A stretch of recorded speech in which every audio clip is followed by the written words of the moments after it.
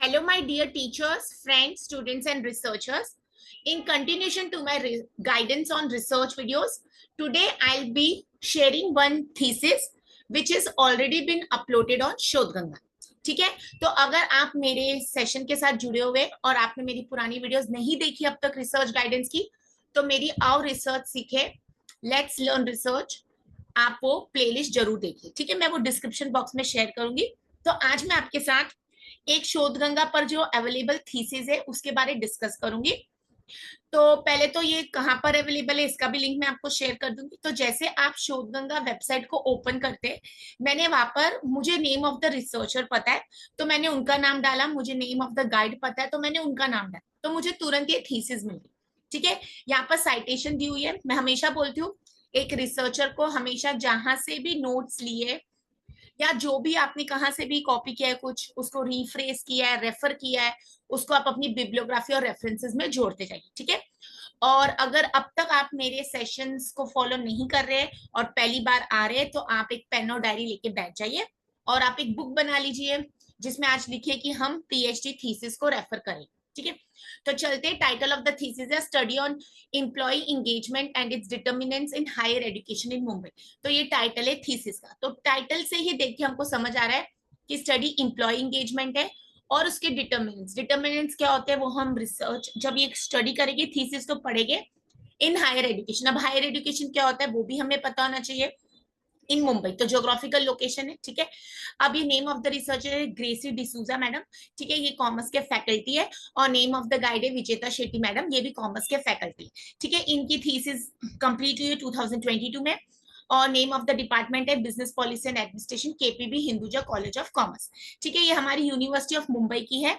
तो यहाँ पर हमने ये डिटेल्स देख ली, मैं इसको सेव कर लूंगी डिटेल्स को. मैंने बोला था स्क्रीनशॉट ले लीजिए, उसी टाइम आप अपनी नोटबुक डायरी में इसके बारे में लिख लीजिए. ठीक है, अब हम क्या करने जा रहे हैं आज इस थीसिस का तो देख लेते हैं. मैं जब यहाँ पर जाती हूँ तो मुझे सारी डिटेल्स मिलती है अभी जो मैंने आपके साथ डिस्कस किए. ठीक है, और मैंने मैडम से परमिशन ली है उनकी थीसिस को यहाँ पर डिस्कस करने से पहले. और वैसे भी जब आप कोई पब्लिक डोमेन पर चीज रेफर करते हैं आप उसको यूज कर सकते हैं, बट एक हमेशा रिसर्च एथिक्स रहते हैं. अगर आप कोई भी चीज को एक पब्लिक लेवल पर लेके आ रहे हैं तो उनसे बात करके डिस्कस करके ही परमिशन लेके ये काम करना चाहिए. ठीक है, तो अब हम चलते फाइल्स इन दिस आइटम. तो हमारे पास एक टाइटल, हमारे पास एक prelim pages, contents, chapter 1, chapter 2, chapter 3, chapter 4, chapter 5, annexes और रिकमेंडेशन. और अगर आपने मेरी प्रीवियस वीडियो देखी थी रिसर्च गैप पर, जहां पर मैंने एक रिसर्च स्कॉलर मैडम की रिकमेंडेशंस ओपन करके आपको फर्दर स्कोप ऑफ स्टडी बताया था, तो वैसे ही आज मैंने ये सारी फाइल्स ओपन कर ली है और हम ये देख लेते हैं. ठीक है, तो जैसे आप यहाँ पर क्लिक करते जाएंगे वो फाइल्स ओपन होती है. तो सबसे पहले हमारे पास है टाइटल और ये हमारे यूनिवर्सिटी ऑफ मुंबई की थीसिस है. तो टाइटल है study on employee engagement and its determinants in higher education in Mumbai, a thesis submitted to the university of Mumbai for the PhD Commerce degree in Business Policy and Administration submitted by Gracie D'Souza madam under the guidance of Vijeta Shetty madam through KPB Hinduja College. और ये नवंबर 2022 की thesis है. ठीक है, अब ये हो गया हमारा फ्रंट पेज. अब मैं फिर से रिपीट करती हूँ, जब भी आप थीसिस रिसर्च पीएचडी कर रहे हैं मेरा ये डिस्क्लेमर रहेगा कि आप अपने गाइड के साथ, आप अपने कॉलेज, रिसर्च सेंटर और यूनिवर्सिटी की गाइडलाइंस को जरूर फॉलो करें. ठीक है, आपने कहीं से भी वीडियो देखी, किसी ने भी आपको गाइडेंस दी, वो सेकेंडरी है. इसके पहले आप जहां पर एनरोल्ड है पीएचडी के लिए वहां के आप जो भी आपके एचओडी है या फिर कोऑर्डिनेटर है पीएचडी के और आपके गाइड को कॉन्फिडेंस में लेके ही आप कोई भी डिसीजन लीजिए. ठीक है, तो बढ़ते आगे. अभी तक अगर आप अपनी पेन और डायरी नहीं लाए तो मेरी वीडियो को पॉज कीजिए और लेके आइए. ठीक है, आगे हम देखते हैं. मैडम ने यहाँ पर लिस्ट ऑफ एब्रीवेशन है क्योंकि जो थीसिस में एब्रीवेशन यूज होती है वो बताना जरूरी है. जैसे यहाँ पर पीएचडी का फुल फॉर्म भी लिखा है डॉक्टरेट इन फिलोसफी. ठीक है, तो यहाँ पर ये हमारा होता है. नेक्स्ट चलते हैं, देखते हैं थर्ड में क्या है. अगर आपके पास अभी इंटरनेट की फैसिलिटी है तो आप मेरे साथ ओपन कर सकते हैं शोधगंगा वेबसाइट और यही हैंडल को आप चेक कर सकते हैं. कंटेंट्स देख लेते हैं. Table of statement by the candidate, ये मैंडेटरी पेजेस है. Certificate acknowledgement, certificate of statistician, कुछ इसमें से मैंडेटरी रह गए और कुछ रह गए जैसे अपने जैसे सेंटर के हिसाब से यूनिवर्सिटी ने बोला है या गाइड ने बोला है, तो वो आपको हमेशा खुद चेक करना है. आप यूनिवर्सिटी की गाइडलाइंस चेक कर सकते हैं, मैं उसको भी आपके साथ एक दिन डिस्कस करूंगी. और फिलहाल यहाँ देखते हैं certificate of statistician, certificate of genuineness, that is plagiarism report, list of tables, list of figures, list of abbreviations. ठीक है, तो इनके चैप्टर 1 में इंट्रोडक्शन है। चैप्टर 1 इंट्रोडक्शन में क्या क्या इन्होंने बताया वो हम देख सकते हैं। तो इंट्रोडक्शन है, background of the study, employee engagement, defined levels of engagement, conceptual model framework, higher education in India and overview, issues and challenges in India's higher education sector, objectives of the study, hypothesis of the study, scope of the study, statement of the problem, significance of the study, limitations of the study और concluding remark। तो ये अभी chapter 1 में introduction में क्या आना चाहिए, again it become subjective. आप अपने गाइड से, आप अपने कॉलेज से, आप अपने यूनिवर्सिटी के जो भी फॉर्मेट में आप प्रूव दे। ठीक है, there is no hard and fast rule. मैं हमेशा इसलिए रिपीट करती हूँ बार बार कि आप जो भी फॉलो करें, क्योंकि ये सारी चीजें सब्जेक्टिव हो जाती है। ठीक है, कि फर्स्ट चैप्टर में क्या आना चाहिए, सेकंड में क्या आना चाहिए, इसलिए आप अपने रिसर्च सुपरवाइजर, गाइड और कॉलेज रिसर्च सेंटर से ही डिस्कस करके ऐसी चीजें स्टार्ट करें। ठीक है, फिर हमारे पास रिव्यू ऑफ लिटरेचर है। मैंने ऑलरेडी रिव्यू ऑफ लिटरेचर का डेटाबेस आपके साथ वीडियो शेयर की है, जिसमें मैंने शोधगंगा और रिसर्च स्कॉलर पर जो भी फ्रीली अवेलेबल रिसर्च पेपर्स है, रिव्यू ऑफ लिटरेचर कैसे करते हैं, ये भी एक बहुत एक मतलब सब्जेक्टिव टॉपिक है। कुछ लोग उसको अपने मतलब टेबुलर फॉर्म में लिखते, कुछ लोग उसको पैराग्राफ फॉर्म में लिखते। तो इसके लिए भी मेरा डिस्क्लेमर है कि जो आपके रिसर्च गाइड और जो आपके कॉलेज और सेंटर यूनिवर्सिटी गाइडलाइंस देते हैं, आपको वही करना है। ठीक है, उसको कैसे अरेंज करना है क्रोनोलॉजिकली, कुछ लोग उसको कैसे अरेंज करते हैं, सबसे ओल्ड से लेटेस्ट पर आएगी। ठीक है, मतलब अगर आप कोई टॉपिक पढ़ रहे, सपोज वो 2005 का टॉपिक है, तो सबसे पहले 2005 से स्टार्ट कीजिए, फिर 2024 तक आइए। या तो हम इसको रिवर्स भी कर सकते हैं, मतलब लेटेस्ट टू ओल्ड। तो सबसे पहले आप 2024 23 का लीजिए। ठीक है, एक ये हो गया क्रोनोलॉजिकली टाइम के ऊपर। एक आप कर सकते हैं अल्फाबेटिकल वाइज। तो अल्फाबेटिकल वाइज में कैसा हो जाएगा, सरनेम वाइज। ठीक है, तो सरनेम वाइज देखिए, तो सबसे पहले ए, फिर बी, फिर सी। ठीक है, ये अगेन आप अपने रिसर्च गाइड और सुपरवाइजर और फिर कॉलेज और रिसर्च सेंटर यूनिवर्सिटी की गाइडलाइंस के हिसाब से कीजिए। और इसमें फिर दूसरा मेथड भी थीम वाइज। जैसे अब मैं बोलूँ कोई ऐसा टॉपिक है, मैंने अगर पब्लिक ट्रांसपोर्ट पर काम किया, तो पहले मैं पब्लिक ट्रांसपोर्ट इन जनरल के ऊपर रिव्यू ऑफ लिटरेचर कर दूंगी। फिर मैं हो सकता है लोकल ट्रेन के ऊपर रिव्यू ऑफ लिटरेचर कर दूं। फिर मैं पब्लिक बसेस के ऊपर, फिर मैं उसके बाद प्राइवेट बसेस के ऊपर रिव्यू ऑफ लिटरेचर कर दूं। ठीक है, तो ऐसे हमें आइडेंटिफाई करना है कि हम कौन से वे से रिव्यू ऑफ लिटरेचर कर रहे हैं। ओके, तो यहाँ पर मैडम ने किया पार्ट ए में एम्प्लॉय एंगेजमेंट और फिर डिटर्मिनेंट्स ऑफ एम्प्लॉय एंगेजमेंट। फिर उन्होंने देखिए 1998 टू 2018 पर किया है डिटर्मिनेंट्स ऑफ, क्योंकि उनका टॉपिक वही है, determinants of employee engagement through review of models of engagement, concluding remarks, benefits of employee engagement, levels of engagement worldwide। ठीक है, तो ऐसे आपको जो टॉपिक पर करना है आपको कर सकते हैं। अब एम्प्लॉय एंगेजमेंट आप टॉपिक किस में ले सकते हैं, मैनेजमेंट में आ सकता है, ह्यूमन रिसोर्स मैनेजमेंट में आ सकता है, ऑर्गेनाइजेशनल बिहेवियर में आ सकता है, साइकोलॉजी में आ सकता है। तो आपको डिसाइड करना है आप उसको कौन सा एंगल के। हम कॉमर्स के स्टूडेंट्स हैं, तो कॉमर्स के अंदर कौन से टॉपिक्स आ सकते हैं, हम उसको कैसे स्टडी कर सकते हैं। ठीक है, क्या हमारे यूनिवर्सिटी में, हमारे रिसर्च सेंटर में multi disciplinary, inter disciplinary topic अलग है, तो वो भी सब आपको देखना है। ठीक है, फिर थर्ड चैप्टर है मैडम का, second chapter review of literature खत्म हो जाता है रिसर्च गैप पर। फिर थर्ड चैप्टर है हमारे पास रिसर्च मेथोडोलॉजी। ठीक है, अगेन ये सब्जेक्टिव है, किसी किसी का ये फर्स्ट चैप्टर में ही इंक्लूडेड होता है, इंट्रोडक्शन एंड रिसर्च डिजाइन। कुछ लोग इसको थर्ड चैप्टर बनाते हैं, रिसर्च मेथोडोलॉजी, डिपेंड्स। ठीक है, अगेन मेरा डिस्क्लेमर है, मैं बार बार रिपीट कर रही हूँ ताकि आपको कभी कंफ्यूजन और प्रॉब्लम नहीं हो। ठीक है, तो आप इसमें देख सकते हैं, इसमें इंट्रोडक्शन है, research design, population, variables under study, sampling design, sampling method, samples, distribution of sample, data collection, primary data, secondary data, measuring instruments, reliability analysis, statistical analysis, pilot study, ethical consideration, chapter summary। ठीक है, तो research methodology में important क्या क्या आना चाहिए वो सब यहाँ पर कवर्ड है। फिर हम chapter 4 data analysis and interpretation. तो इंट्रोडक्शन में फिर data preparation, preliminary analysis, labelling, coding, data screening, cleaning, descriptive statistic, characteristics of respondents, mean value, standard deviation, construct reliability, Cronbach alpha, normality of data, level of engagement, relationship between the demographic factors and employee engagement। ये तो मैं सिर्फ read करती जा रही हूँ। ठीक है, ये आप सबका सब्जेक्टिव रहेगा, आपने जो टॉपिक लिया उसके ऊपर रहेगा। ठीक है, कौन सा एनालिसिस याद है, अब याद रखिए हमारा मकसद है रिसर्च के ऑब्जेक्टिव्स को अचीव करना। ठीक है, ऑब्जेक्टिव्स के बेसिस पर हम हाइपोथेसिस करते हैं। अब कुछ कुछ स्टडीज में हाइपोथेसिस नहीं होते। ठीक है, ये भी कौन सी स्टडीज पर होता है ये आपको पता होना चाहिए। जैसे कि अब मैं कॉमर्स से हूँ, तो हमारी स्टडीज में क्वांटिटेटिव टेक्निक्स लगाते हैं, हम क्वेश्चनर बनाते हैं, सर्वे करते हैं और उसको कंप्लीट करते हैं। अब उसमें कौन सा एनालिसिस लगाना है ये किसके ऊपर डिपेंड होता है, आपके ऑब्जेक्टिव्स और हाइपोथेसिस पर। ठीक है, तो जैसे ही क्वेश्चंस आते हैं कि मैम हमको कौन सा टेस्ट लगाना है, काई स्क्वायर लगाना है, एनोवा लगाना है, टी टेस्ट लाना है, स्ट्रक्चर इक्वेशन मॉडल बनाना है, तो this all depends on what you want to achieve from this particular study. अब इसके लिए सबसे स्ट्रॉन्ग मैं हमेशा बोलती हूँ रिव्यू ऑफ लिटरेचर है। जब भी आप किसी की थीसिस को रेफर करेंगे तो आपको पता लगेगा कि उनके ऑब्जेक्टिव्स क्या थे, उनके ऑब्जेक्टिव्स और हाइपोथेसिस कैसे बने, फिर उन्होंने क्वेश्चनर कैसे बनाया, वो क्या अचीव करना चाहते थे। अब उन्होंने अगर डेमोग्राफिक प्रोफाइल के क्वेश्चंस पूछे तो क्यों पूछे, ठीक है, और अगर उसका एनालिसिस किया तो कौन सा एनालिसिस किया। और अगर आपके पास मेरी पुरानी वीडियो का लिंक नहीं है तो मेरे यूट्यूब चैनल पर जाके देखिए, रिसर्च की प्लेलिस्ट में आपको मिलेगी स्केल ऑफ मेजरमेंट, ठीक है, नॉमिनल, ऑर्डिनल, वो वाली मैंने वीडियो बनाई है स्केल ऑफ मेजरमेंट पर। तो अगर आप वो रेफर करेंगे तो वो आपके बेस हो जाएगा क्वेश्चनर के लिए, ठीक है। तो यहाँ पर मैडम ने यूज किया structure equational model, structure equational model की हाइपोथेसिस टेस्टिंग, फिर उसको कंक्लूड किया। अब याद रखिए एक अच्छा रिसर्चर ये नहीं देखता कि उसकी रिसर्च के एनालिसिस कितना फैंसी हो, ठीक है। अगर 2+2 करके 4 मेरा आंसर आ रहा है सिंपल एडिशन करके, तो मैं उसको फैंसी क्यों एनालिसिस लगाऊं, ठीक है। अगर आप सिर्फ एक्सेल पर अपना टेस्टिंग कर सकते हैं, ठीक है, एक्सेल के अंदर भी बहुत सारे एडवांस आजकल टैब्स आते हैं, तो सिंपल एनालिसिस से अगर आपकी रिसर्च हो रही है तो आप कर सकते हैं, ठीक है। यहाँ पर ये जरूरी नहीं है कि आपने बहुत फैंसी एनालिसिस किया तो आपको अवार्ड मिलने वाला है, ऐसा नहीं।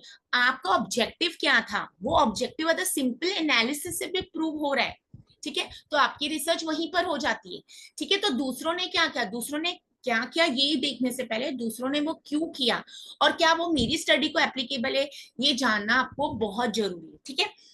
फिर हम चलते हैं आगे, chapter 5 summary findings conclusion and recommendations, जहां पर findings of the study, conclusion, recommendations, 5.4 to policy makers in the higher education sector, ठीक है। फिर उन्होंने सजेशंस दिए, okay, scope for further study. और बिब्लियोग्राफी में हमारे पास देख लेते हैं एनेक्शंस में क्या है। सबसे पहले हमारे पास एक क्वेश्चन है, permission to use perceive leadership behaviour skill, this is very very important and this is very very ethical, ठीक है। मैं अगले सेशन पर आपके साथ इस पर टॉपिक पर बात करने वाली।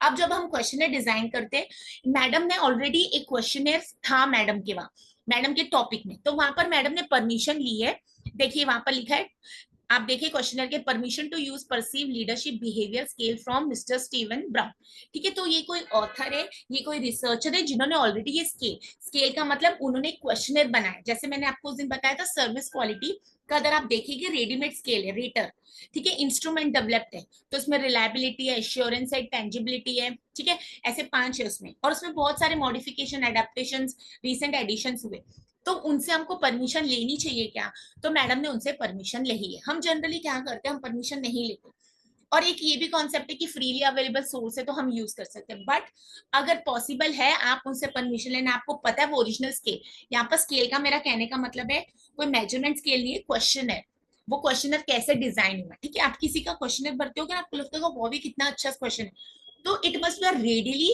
अवेलेबल क्वेश्चन है, ठीक है। अब उसको हम अडॉप्ट करते हैं, इसके बारे में मैं आपके साथ अगली वीडियोस में डिस्कस करूँ। इन शॉर्ट आपको याद रखना है, जब भी आप रिसर्च और पीएचडी कर रहे हैं ना, आपने किसी से भी कुछ भी डेटा रेफर किया है, आप उसको एक्नॉलेजमेंट और सोर्स तुरंत दे दीजिए, because this is the true I say characteristic of a ethical researcher. आपने कहीं से देखो, हमको सबको पता है कि अब अगर 10 लोगों में से 2 को पता है कि सोर्सेज है और 8 को नहीं पता है, तो 8 के लिए तो वाव रहेगा कि इन्होंने बहुत अच्छा क्वेश्चनर बनाया, बट वो 2 को तो पता है ना कि ऑलरेडी एग्जिस्ट था।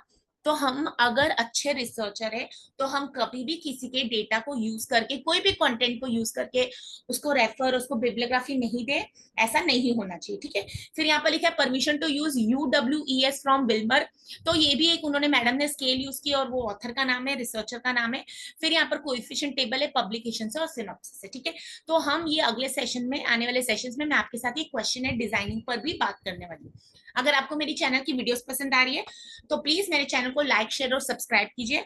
रिसर्च एक ऐसा टॉपिक है जो कभी भी हम नहीं कह सकते कि मुझे आता है, ठीक है। मैं हमेशा अपने आप को एक लर्नर बोलूंगी, क्योंकि रिसर्च इतनी डेवलपमेंट, इतनी प्रोग्रेस होती है कि जो 2 साल पहले होगा वो अब नहीं होगा, अब हम बेटर वे पर आ गए, ठीक है। तो हमें हमेशा अपने आप को अपडेट रखना है, तो इसके लिए मैं आपके साथ ये सेशंस लेके आई हूँ ताकि आपको जरूरत नहीं पड़े कि हम किससे हेल्प मांगे, और मेरे पास जितना अवेलेबल मैं हेल्प कर सकती हूँ, मैं रेडी हूँ हेल्प करने के लिए।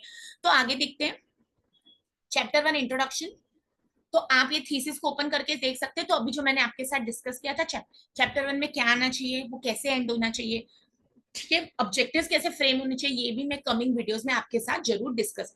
तो फिलहाल के लिए चैप्टर 1, फिर हम चलते हैं चैप्टर 2। मैंने ऑलरेडी ओपन कर दिया था क्योंकि फिर कभी कभी सेशन में वो इंटरनेट कनेक्टिविटी वीक होती है तो ओपन नहीं हो रहा होता है। Chapter 2 review of literature. देखिए मैडम ने यहाँ पर बाइफरकेट किया, part A part B, research gap. ठीक है, research gap is very important, वो मैं अभी आपके साथ पढ़ लेती हूँ। चलिए पढ़ते हैं। Research gap. From the available literature research on employee engagement is more prevalent in western nations. तो मैडम कह रही है जो भी उन्होंने अवेलेबल लिटरेचर, ये अवेलेबल लिटरेचर ही हमारा review of literature secondary data जो भी अवेलेबल था उसमें से पता लगता है कि एम्प्लॉय एंगेजमेंट एक ऐसा टॉपिक है जो जनरली वेस्टर्न नेशंस में पढ़ा गया या उसके ऊपर इंपॉर्टेंस है। In order to address the difficulties of globalisation, cutthroat competition and significant environmental change, universities in India need committed professors in the higher education sector according to a review of the literature। तो बता रहे हैं इतना ज्यादा competition हो गया है, environmental changes होते रहते हैं, तो इंडिया में जो यूनिवर्सिटीज है उनको कमिटेड प्रोफेसर्स चाहिए हायर एजुकेशन में, ऐसे according to review of literature. मतलब कुछ लोगों ने ये प्रूव किया। Teachers engagement has a direct impact on students performance. Teacher के एंगेजमेंट, यहाँ पर टीचर्स एंगेजमेंट का मतलब क्या है और एम्प्लॉय एंगेजमेंट क्या है वो भी हम डिस्कस करेंगे।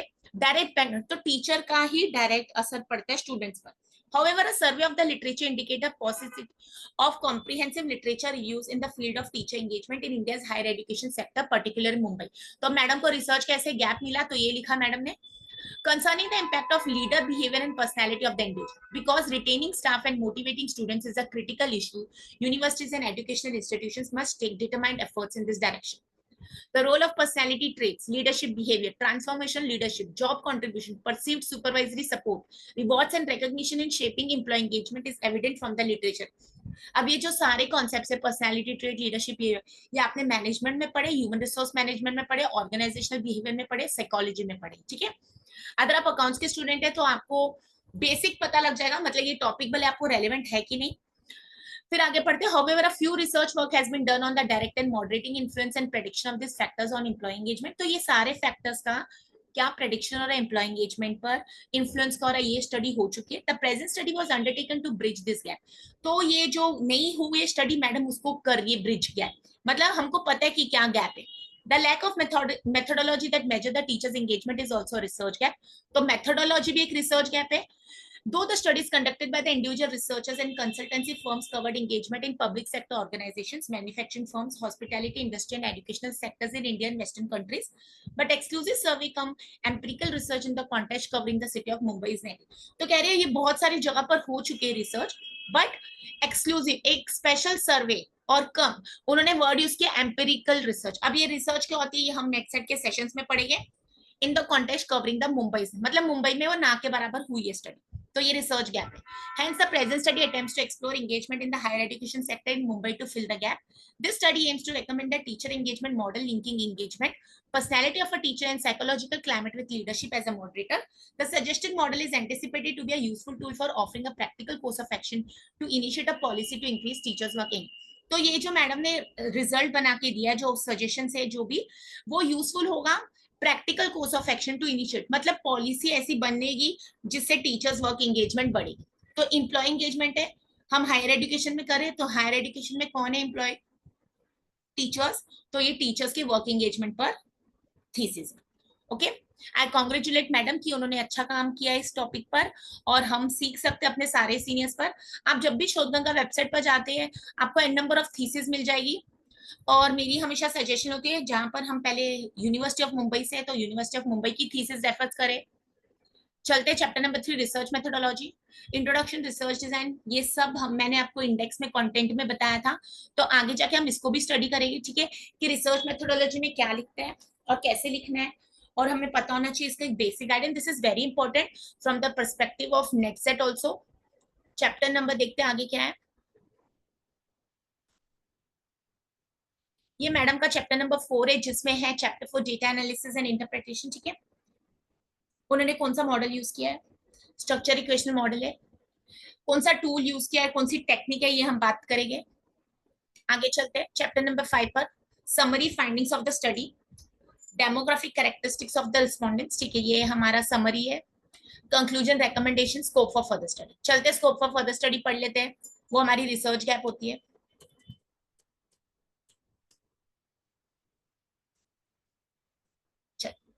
The wider scope of further research may include the colleges outside the Mumbai district, and a comparison of faculty engagement based on the location of colleges can be made. ठीक है, तो scope को, इस study को wider करने के लिए madam कह रही है हम वो कॉलेजेस को इंक्लूड कर सकते हैं जो मुंबई डिस्ट्रिक्ट के बाहर है, और कंपैरिजन कर सकते हैं faculty engagement based on the location of, ठीक है, लोकेशन ऑफ कॉलेजेस के बेस पर हम वो कर सकते हैं comparison. Comparative study of faculties of autonomous colleges and affiliated colleges is suggested. तो ऑटोनॉमस और एफिलिएटेड की कंपैरेटिव स्टडी कर सकते हैं कि किसमें ज्यादा टीचर वर्क एंगेजमेंट है। A research study can be undertaken to find the relationship between engagement and other determinants such as work-life balance, communication, organization structure. तो ये दूसरे factors जो जोड़ सकते हैं. A future study could focus on millennials, identifying specific gaps where the relationship between employee engagement and intention to quit is based on their background. ठीक है, अब millennials पर study करें. अब millennials कौन सी age group है? Generation X, baby boomers, ये सारी कौन सी generations आप पढ़ सकते हैं. ठीक है, जनरेशन Z बोलते हैं जिसको Z बोलते हैं. ठीक है, उनकी इंटेंशन टू क्विट, और आपको पता होगा यंगस्टर्स अक्सर अभी जो न्यू जनरेशन है जॉब हॉपिंग बहुत इजी उनके लिए. जॉब हॉपिंग क्या कॉन्सेप्ट है वो भी पढ़ सकते हैं. Additionally, it is recommended that future studies on teacher engagement in higher education focus more on moderators, including. तो ये moderators क्या होते हैं? Analysis जब हम करते हैं उसमें हम moderators लेके आ सकते हैं, gender, age, educational attainment, job level, organization type with larger sample size to examine the effects of these moderators on teacher engagement. Future research can broaden and expand the study scope to incorporate more variables within the theoretical. मतलब अगर madam ने 4 variables use किए तो हम 5-6 और use कर सकते हैं. ठीक है, other techniques such as focus group interviews can be used as additional matching methods to assess the theoretical models justifiability. तो जैसे कल मैंने अपना रिसर्च पेपर में क्वालिटेटिव स्टडी की थी, इंटरव्यू किया था जाके बस कम्यूटर से, तो वैसे हम फोकस ग्रुप इंटरव्यूज कर सकते हैं. इट में include case studies of ideal practices and employee engagement. Experimental research analyzing engagement levels on weekly basis can be undertaken. The role of principals, leadership style, transformational, transactional, passive, avoidant on employee engagement can be studied. ये हमारे सब net set का भी syllabus है. Human resource management का transformational theory कौन सी, transactional theory क्या, leadership style. In the future, more emphasis can be given to practical strategy formulation for enhancing the teachers' engagement in higher education, considering the new education policy system in India. ठीक है, तो madam and करिए कि new educational policy को भी ध्यान में रखते हुए हम आगे बढ़ सकते हैं. चलिए अब एक नजर घुमा लेते हैं हमारे एनेक्सस पर. अभी तक आप मेरी वीडियो से नहीं जुड़े तो प्लीज मेरे चैनल को सब्सक्राइब कीजिए, अपने स्टूडेंट्स के साथ भी शेयर कीजिए. आज हमें पता है research paper, thesis under graduate level से ही हम सीख के आते हैं तो हम बहुत आगे बढ़ जाते हैं. ठीक है, चलिए देखते हैं अब एनेक्सस में क्या है हमारे पास. बिब्लियोग्राफी है. बिब्लियोग्राफी की अरेंजमेंट कैसे करनी है, बिब्लियोग्राफी हम कैसे बना सकते हैं, कौन से टूल्स है उसके लिए, हम मैनुअल करें कि हम वर्ड में कुछ यूज कर सकते हैं, रेफरेंस मैनेजर, तो वो भी हम कमिंग वीडियोस में डिस्कस करेंगे. आपको बस कुछ नहीं करना, मेरे चैनल के साथ बने रहना है. मैडम का क्वेश्चन है, हम इसको डिस्कस करें इन डेप्थ. ये मैडम की जो स्केल है, जो मैडम ने परमिशन लेके बनाई है, इसको बोलते हैं स्केल, मतलब क्वेश्चन है. देखिए मैडम ने अपना बताया भी है यहाँ पर कि मैडम परस्यू कर रही है रिसर्च और मैडम ने ये उनसे परमिशन मांगी है. देखो उन्होंने लिखा है, सर ने, ब्राउन सर ने यहाँ पर लिखा है, thank you, certainly you may use the scale with proper citation to the original source. उन्होंने रिगार्ड्स दिए. ठीक है, देखिए तो मैडम ने परमिशन ली और उन्होंने मैडम को रिप्लाई भी कर दिया. और ये बहुत अच्छी बात है कि उन्होंने अप्रैल 21 2020 में ईमेल किया था और उनको रिप्लाई भी उसी टाइम आ गया. तो दिस इज समथिंग कमेंडेबल. फिर मैडम ने दूसरे भी परमिशन लिए, दूसरी स्केल थी जो हमने देखा था. ठीक है, उन्होंने भी मैडम को बोला thank you very much for interest in my work, you may use the UWES. इसका फुल फॉर्म क्या है, कहाँ यूज होती है स्केल, हम डिस्कस करेंगे. For but only for non commercial. देखो उन्होंने बोले नॉन कमर्शियल मतलब प्रॉफिट मत कमाइए इस स्केल से. Academic research in case of commercial use we should draft a contract. तो कह रहे हैं अगर आपको कमर्शियल यूज करना है तो आप हमारे पास लीगल टर्म्स जोड़ लीजिए. Please visit my website from which the UWES can be downloaded as well as all publication on the subject. ठीक है, तो देखिए ये होती है परमिशन लेना. और अगर आपको परमिशन ले रहे हैं आप तो वेरी गुड. क्वेश्चनर हम खुद भी बनाते हैं तो उसके लिए परमिशन नहीं चाहिए होती है, वो भी हम बात करेंगे. पब्लिकेशंस, फिर मैडम की जो भी रिसर्च के टाइम पब्लिकेशंस हुई मैडम ने वो यहाँ पर बताई है. मैडम को या रिसीव बेस्ट पेपर अवार्ड है तो मैडम को कॉन्ग्रेचुलेशन है. मैडम और उनके रिसर्च गाइड को कॉन्ग्रेचुलेशन. ये सब एनेक्शंस रहते हैं, आप यूनिवर्सिटी के गाइडलाइंस चेक कर सकते हैं.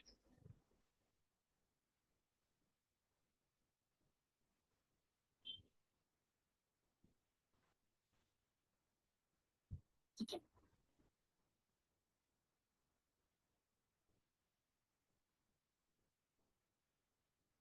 ओके नेक्स्ट चलते हैं, लास्ट वाला आ जाते हैं, चैप्टर 5 समरी फाइंडिंग्स। ये शायद मैंने ऑलरेडी देख लिया है, scope for further study yes हमने पढ़ी है। ठीक है, तो चलते फिर से यहाँ पर, मैं आपके साथ ऐसे यूजफुल वीडियोस लेके आऊंगी। I repeat disclaimer, don't follow anybody's advice. First, you should take permission from your research supervisor and understand the guidelines of the research center or the university you are enrolled with as a PhD student। Okay, तो मैं thankful हूँ Gracy D'Souza madam और उनकी guide विजेता Shetty madam के लिए कि उन्होंने मुझे परमिशन दी और मैंने उनकी आज यहाँ पर एक्सप्लेन की। ठीक है, आप इसको स्टोर कर सकते हैं, आप शोध गंगा पर जाइए, होम पेज पर जाके आप जो इसकी आपको थीसिस रेफर करनी है यहाँ कर सकते हैं। ठीक है, यहाँ पर आप जिनका भी नाम डालना चाहे, आपको गाइड पता है, यूनिवर्सिटी पता है, ठीक है, जो भी टॉपिक पता है यहाँ पर आप सर्च कर सकते हैं। जैसे मुझे करना होता है, कोई टॉपिक ले लेते, देखते कोई नया टॉपिक आया है, ह्यूमन रिसोर्स मैनेजमेंट डाल के देखते हैं।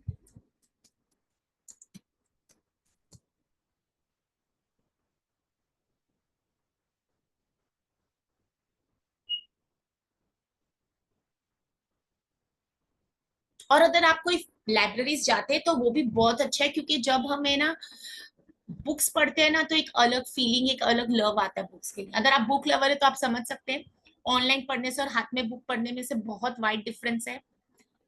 ये देखिए यहाँ पर यूनिवर्सिटी ऑफ मुंबई का हमारा है, 11,830 थीसिस अपलोड हो गई है, अभी लोडिंग हो रही है, पेशेंस रखिए थोड़ा।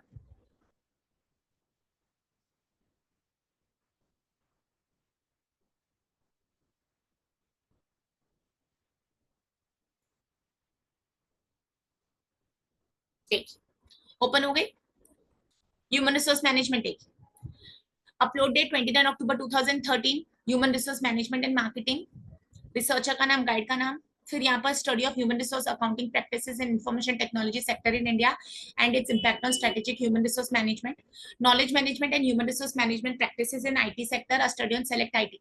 तो यहाँ पर नॉलेज मैनेजमेंट और ह्यूमन रिसोर्स मैनेजमेंट की प्रैक्टिसेस पढ़ रहे स्पेसिफिक सेक्टर आईटी में, और ये स्टडी उन्होंने सेलेक्टेड कंपनीज की है विशाखापट्टनम में। ठीक है, तो ऐसे आप पढ़ते जाइए, आप ढूंढते जाइए, आपको कोई भी टॉपिक डालना है। यहाँ पर मैं कौन सा सपोज मैं डालती हूँ कॉस्मेटिक्स, फीमेल्स का फेवरेट टॉपिक है, मैं मजाक कर रही हूँ, बुरा नहीं मानिए।